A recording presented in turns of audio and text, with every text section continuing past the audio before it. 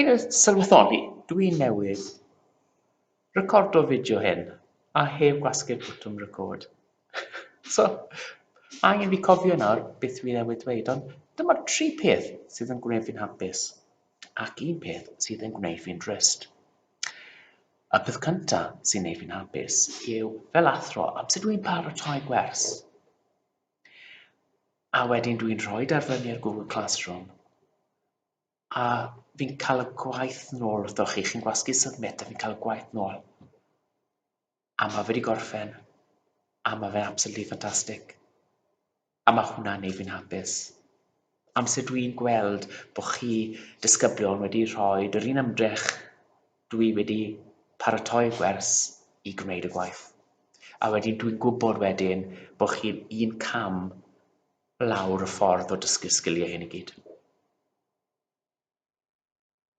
Yr ail beth sy'n gwneud fi'n hapus ydy ar diwedd gwers Teams, mae pobl yn jyst yn dweud, hwyl fawr, Mr Mathias, diolch yn fawr, bis lan neu gwen.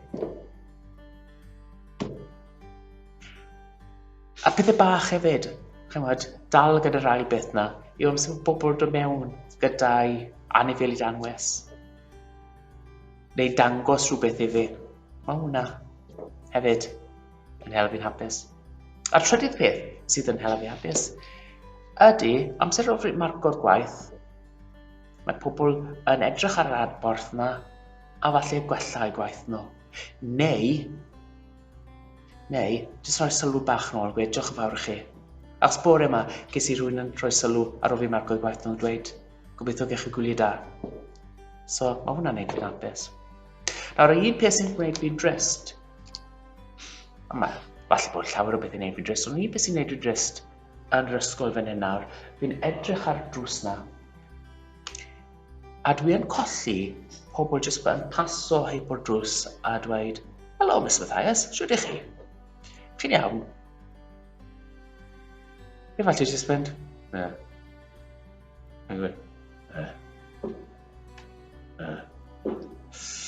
fi'n mis hwnna hefyd.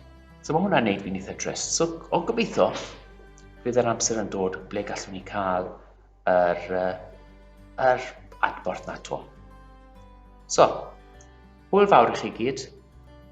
Cymerwch ofal a dwi'n gobeithio gewch chi hanner tymor hyfryd. Cofiwch, dydd Mawrth na, mae'n diwrnod crempog. A mae Mr Mathias yn ei fod yn bwyta lot o crempog.